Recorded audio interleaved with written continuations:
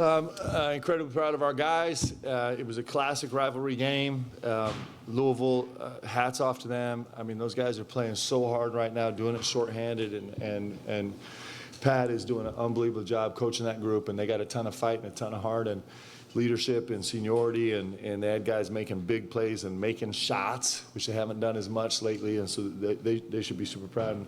And our guys just kept fighting and got the win. Couldn't be happier for our guys. Mark, would you have had to tie Lamont down to keep him out of the game today? Yeah, so, hey, listen, you know what? Well, first of all, I was joking with the guys after. On the way off the floor, Lamont's agent called me and was like, okay, he's only playing every 10 days. He's taking the rest of the time off. Unbelievable credit to him. My goodness, what an incredible,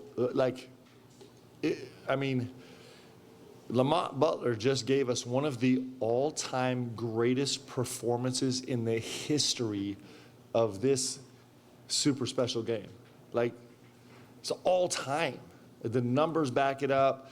The way he came into it backs it up.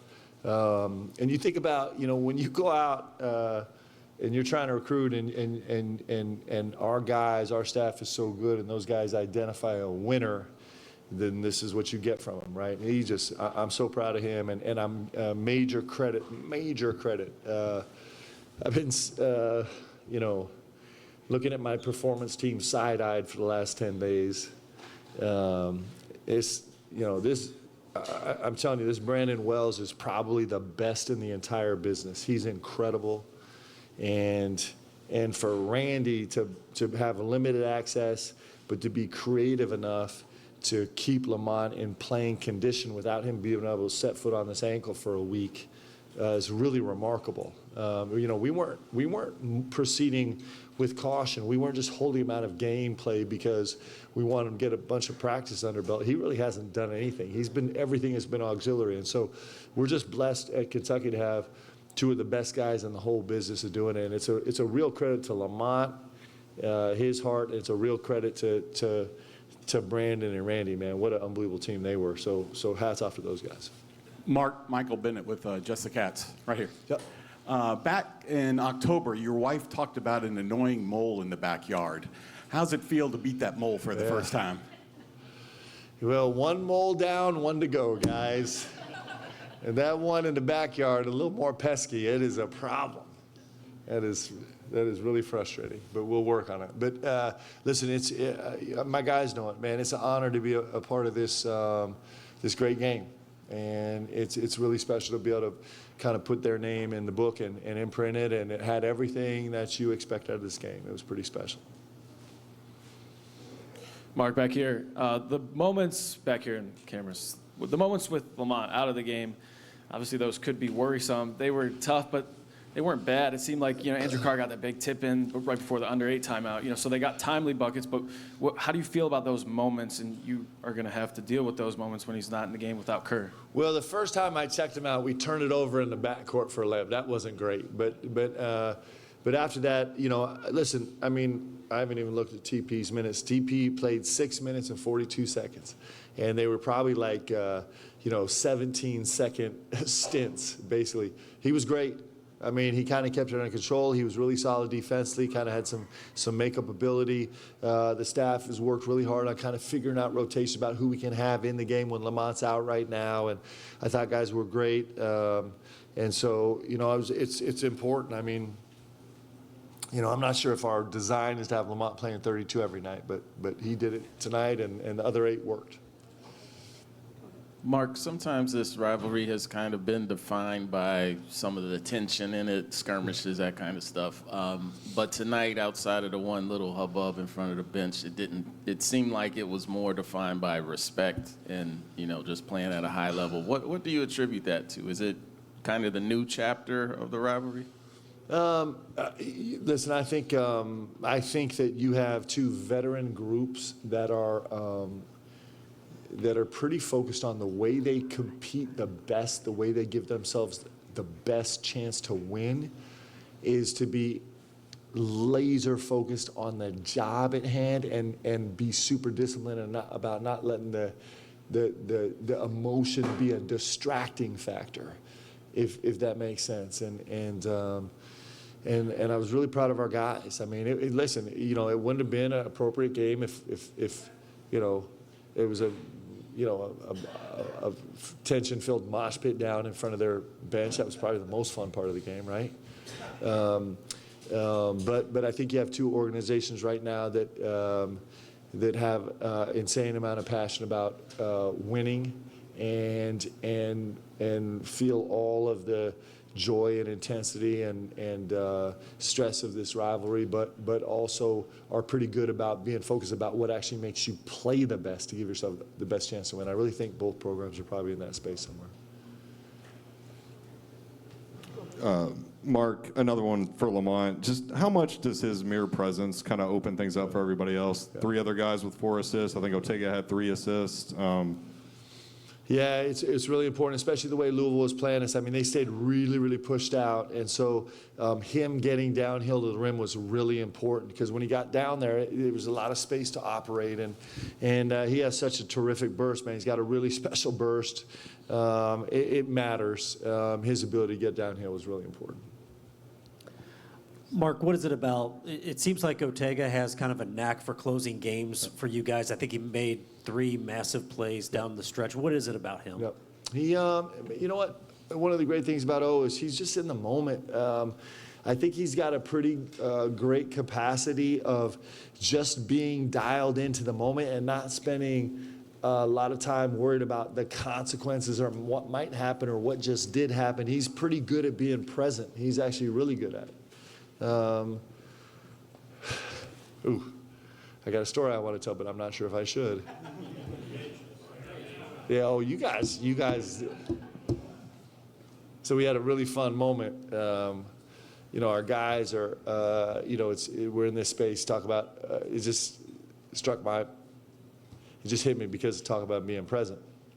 So our guys have made a renewed commitment to be present in class every day. And Ortega happens to have an early morning class where he's getting better and better at being present. So a couple days ago, it was all hands on deck, making sure he was there. And 2 minutes after class, we got a video from him of him sitting in an empty classroom because class was canceled and we didn't know about it. So he is the epitome of present. In fact, I'm going to try and get him to put out the video. I'll try and get him to post it. It's actually so delightful because he doesn't even really say anything. He's just like, ah. And so he's present. He's really present. He's present in class. He's present on the court. He's present in the closing minutes.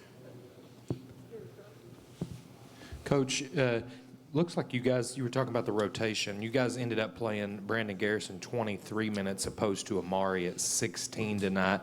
Ended up working out for you. Garrison played some big minutes there at the end. What made you make that adjustment tonight? Yeah, I thought BG was giving us great energy. It's fun with those two guys, man. They love each other, and they both want to play 40 minutes.